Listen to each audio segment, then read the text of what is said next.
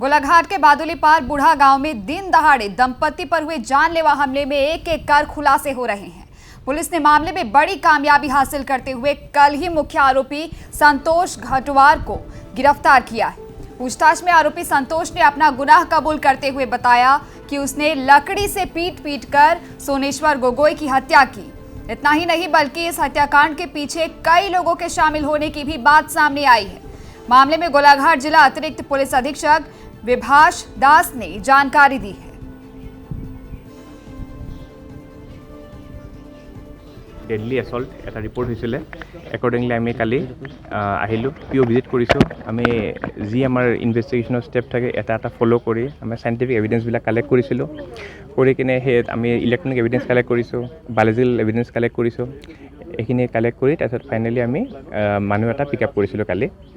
সন্তোষ ঘাটৱাৰ বুলি তো লাষ্টত তেওঁৰ লগত আমাৰ বহুতখিনি হেৰি মিলিছিলে আৰু ফাইনেলি তেওঁ লাষ্টত কনফেছ কৰিছে আৰু তেওঁৰ আমি আজি মানে যিখিনি তেওঁ লিড কৰিলে আমি যোনটো মাৰ্ডাৰ ওপেন আছে যোনটো দি এছল্ট হৈছিলে সেইটো আজি আমি উদ্ধাৰ কৰিবলৈ সক্ষম হ'লোঁ in presence of independent witness তেওঁ মানে হেৰি পইচাৰ কাৰণে আহিছিলে দুজন এল্ডাৰলি মানুহ ঘৰত আছিলে অকলে তো সেই তেওঁ প্ৰথমে পইচা ল'ব গ'ল বুঢ়ী মানুহজনী দেখা পালে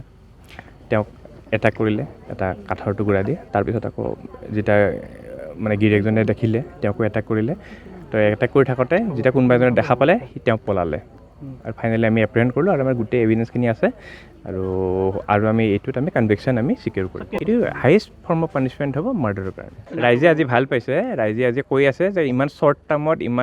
ইমান ইমিডিয়েট ষ্টেপ লৈ 3 ঘণ্টা 4 ঘণ্টা মূৰত মই যেনে কৈছোঁ এনেকৈ আমি যেতিয়া মানুহক ছাছপেক্ট উঠাই আজি এপ্ৰিহেণ্ড কৰি এৰেষ্ট কৰিছোঁ ফাইনেলি তো মানুহবিলাকে ভাল পাইছে আৰু মানুহবিলাকে আমাৰ ওপৰত বিশ্বাস কৰিছে আৰু ফাইনেলি বাকী যিখিনি কেছ আছিলে আমি ৰিভিউ কৰি ল'ম চাই ল'ম